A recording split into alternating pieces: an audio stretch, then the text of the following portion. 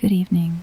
Tonight, we're going to take a slow train somewhere quiet and let it carry us all the way to sleep. There's nowhere you need to be, nothing you need to remember. Just let your body settle, let your eyes rest, and come with me to the platform. It's late, later than you'd normally be out, but tonight it doesn't matter. The station is nearly empty, and the few sounds that remain feel far away, softened, like they're coming through a wall. A luggage cart rolls somewhere behind you, its wheels clicking gently over the seams in the concrete. A distant announcement, too muffled to understand, drifts across the platform and fades before it ever really arrives. The air smells like rain that hasn't quite started yet, cool, metallic, full of that particular hush that settles over places built for people once the people have mostly gone home. Ahead of you, the train waits. It's long and dim and patient, the kind of train that isn't in any hurry because it has all night, and so do you. Warm light spills from a few of its windows, low and amber, like the last lamp left on in a house where everyone else is already asleep. You walk toward it slowly. There's no need to rush. It will wait for you. It always does. You step up and in, and the sound of the platform disappears behind you, replaced by the low, steady hum of the train itself.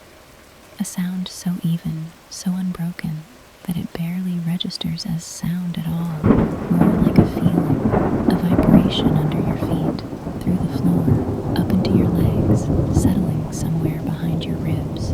The carriage is nearly empty, just a handful of other passengers, scattered and quiet, each wrapped in their own small pool of lamplight. One is already asleep, head resting against the window, breathing slow. Another reads something with a soft cover, turning pages without any hurry. No one looks up as you pass. No one needs to.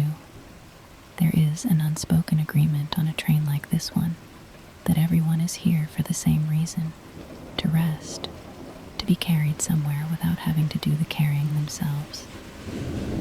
You find a seat by the window, about halfway down the carriage, where the light is warm and low, and the seat is a little wider than it needs to be.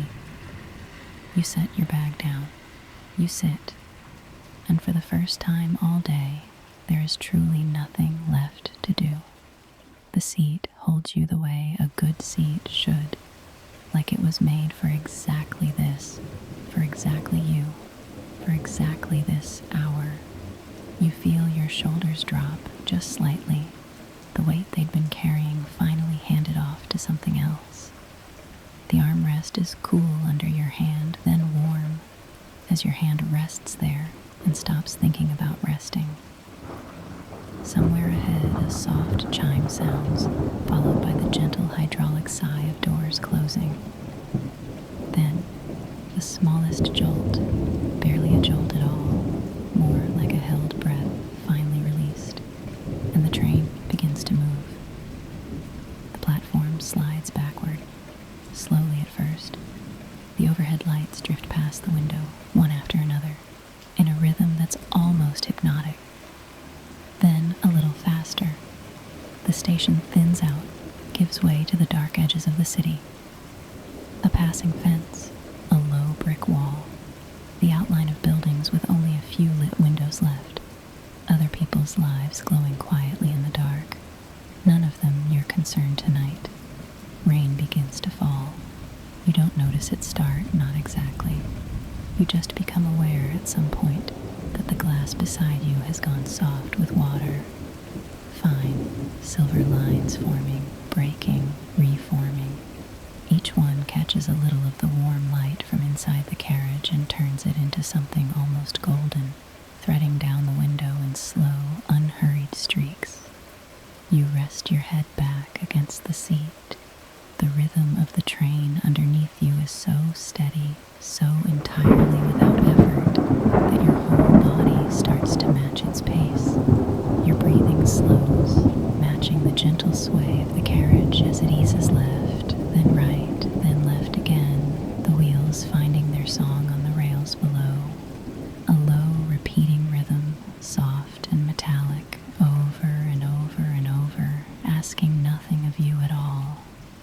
Outside, the city gives way to countryside.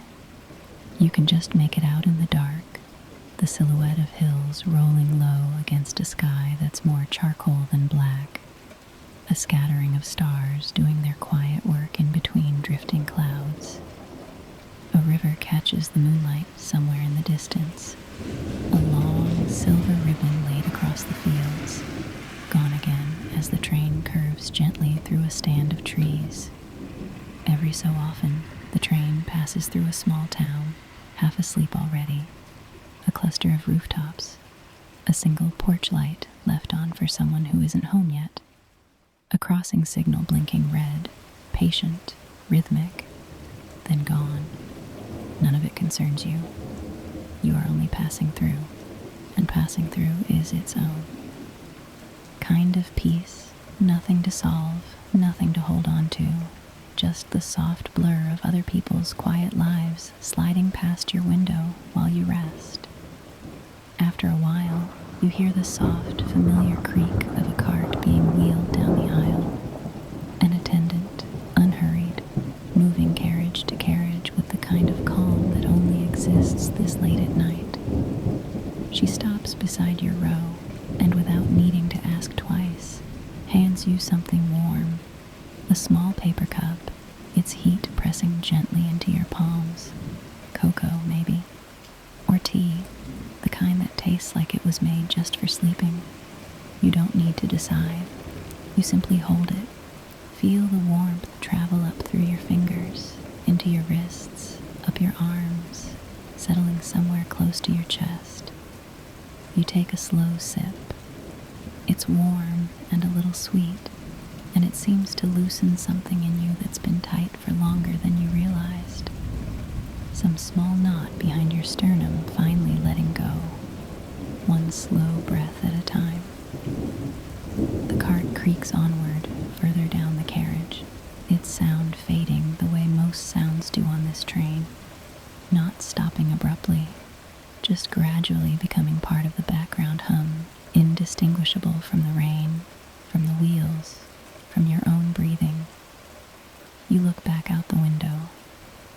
The rain has settled into a steady rhythm now, no longer scattered drops, but long, unbroken lines streaking sideways across the glass, chasing each other down toward the frame and disappearing. Somewhere out there, thunder rolls, so far away it barely qualifies as sound. More a memory of thunder, a soft pressure in the air rather than a noise at all. Your eyelids feel heavier now, not tired in the sharp, uncomfortable way, tired in the good way, the way that means your body already knows exactly what it wants to do next, and is simply waiting for permission. The train slows for a station you don't recognize, somewhere small, somewhere that exists only for a moment before the world moves past it again. A single lamp glows on an empty platform. No one gets on, no one gets off. The doors open, hold the quiet for a breath or two, and close again, and the train eases forward, back into its rhythm, back into the dark, back into the rain. You could ask where you're going. You could check the little screen above the door, or glance at the ticket in your pocket, or wonder how many stops are left before wherever this train is headed. But none of that matters tonight. Tonight, the destination isn't the point. The going is the point. The rhythm is the point. The warm cup in your hands slowly cooling. The window slowly fogging at the edges from your own breath. The seat holding you exactly the way you need to be held. Your body has started to lean just slightly toward the window, not falling, just settling, the way a plant settles toward a warm patch of light. Your head finds the cool glass or the softer edge of the seat, whichever is closer, and it doesn't matter which, because both feel like exactly the right place to rest. The other passengers have gone quiet too. The one who is reading has let the book rest, closed in their lap, their own eyes closed now as well. The hum of the train continues underneath all of you, patient, endless, indifferent to whether anyone is awake to hear it. It will keep going all night. It doesn't need you to stay awake for it. It never did. Somewhere far off, another train passes in the opposite direction. A long rush of light and sound that swells for just a moment, a bright blur past the rain-streaked window, and is gone again before you've fully registered it, leaving the dark and the rhythm and the quiet exactly as they were.